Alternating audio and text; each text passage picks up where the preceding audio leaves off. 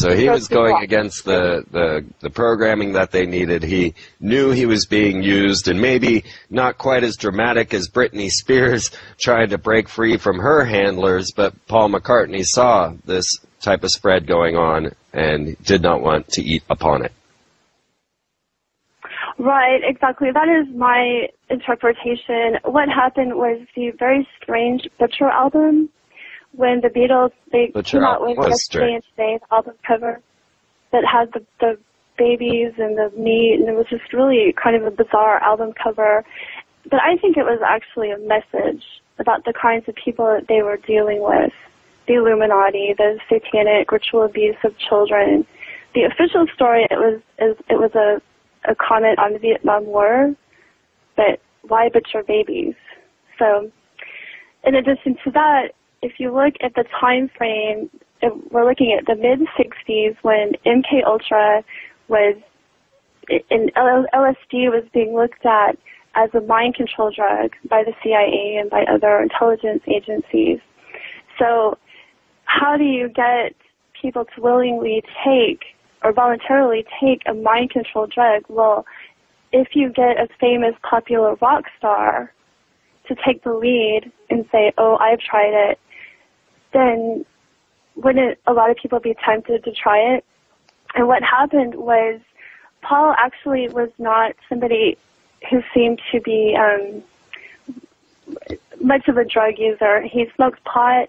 He took usually one Prelude when they played in Hamburg, and absolutely refused to take heroin, according to Dick Lester, who was the director of Help. But after he was replaced, the Double came out in a famous ITN interview talking about taking LSD. And according to George Harrison, the whole world went crazy. So I think that the replacement was used to sell the LSD agenda. Well, I can buy that 100%. I've certainly followed the Grateful Dead around enough to know that that's how they're transporting military drugs all across the nation, using these poor little kids, leading them around like a Pied Piper with this band, leading them to all the drug connections that they needed. And I know from firsthand knowledge of speaking with people that the drugs they were dealing were from the military. So this is not something that's outside the box at all. This is being done. And we can watch it with the Grateful Dead when they replaced their bass player with old Phil Lesh. And all of a sudden they became known as the Warlocks, or Wizards, the Warlock Black Magicians. They were then being used in the LSD acid Kool-Aid testing, along with Timothy Leary. And they were just teleporting and transporting all of this using the kids. To do all the drug running and keeping the nefarious dealings of the military-industrial complex out of the picture. Right? Exactly. And Timothy Leary did admit to being a CIA operative, or being used by them, and spreading the LSD message. Yes. No, go on. And also Allen Ginsberg. So it seems that the counterculture was actually quite contrived, that the military was making the LSD, was spreading it, was getting people to take it, either to control people's minds or to derail the anti-war movement, to castrate it, if you will. So people would tune in, turn on, and drop out, right? Absolutely. Turn on, tune in, and drop out. Now the idea... Actually, this serious rebellion.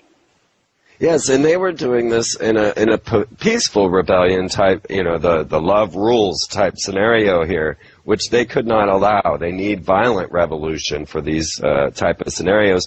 So was the original Paul involved in any of the songs like Helter Skelter, or all that came afterwards, right? Lucy in the Sky with Diamonds, things of that nature? Well, I know Lucy in Skies was later. Exactly. Right, and Helter Skelter, too, the replacement said was his comment on the fall of the Roman Empire, which I think is very interesting.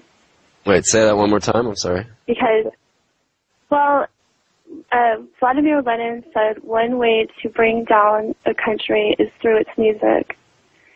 And then Paul McCartney, said that Helter Skelter was a metaphor for the fall of the Roman Empire. Curious. Using music in a way to destabilize a country.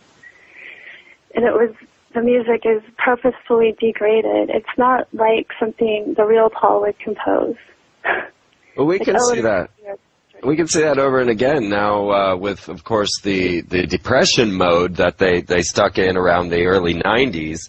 And we can see how that culture creation, I mean, since Plato's time, has been the method of control. There's no doubt about it. Tell the people what they believe, tell them what they think, and use music as one of the most insidious spells, because absolutely it programs right into your brain. You'll be singing along without even realizing what you're taking into your head.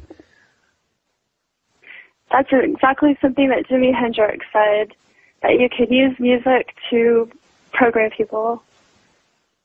There's absolutely no doubt about that. So now this concept of satanic ritual abuse and, the use of Aleister Crowley on the front of the Sgt. Pepper's, one thing that I found very interesting, and this is one of my own little tidbits on Paul McCartney, now him being Sir Paul McCartney, knighted by the Queen and all, he sings a song with Wings that was The Mull of King Tyre. We'll get back to that on the other side. These breaks come too fast. So I was just kind of rambling on a little bit about the Mull of King Tyre. This was something that just struck me when I was listening to some Wings, Paul McCartney and Wings, and had read David Icke's The Biggest Secret, and where he talks about the island, the Mull of Kintyre, being one of the largest places for satanic ritual, for the deepest, darkest rituals that the Satanic Order has to do, is on this island. And here was Paul McCartney singing how he just loved to get back to the Mull of Kintyre. And of course this sent all kinds of Masonic connections for me, being that the King Tyre is where Freemasonry comes from, and the whole idea of them being the descendants of this Tyre, the kin of Tyre. Anyway, I just, thought I'd point that one out. It's a little sentence in David Icke's book, but it also matched up with Paul McCartney.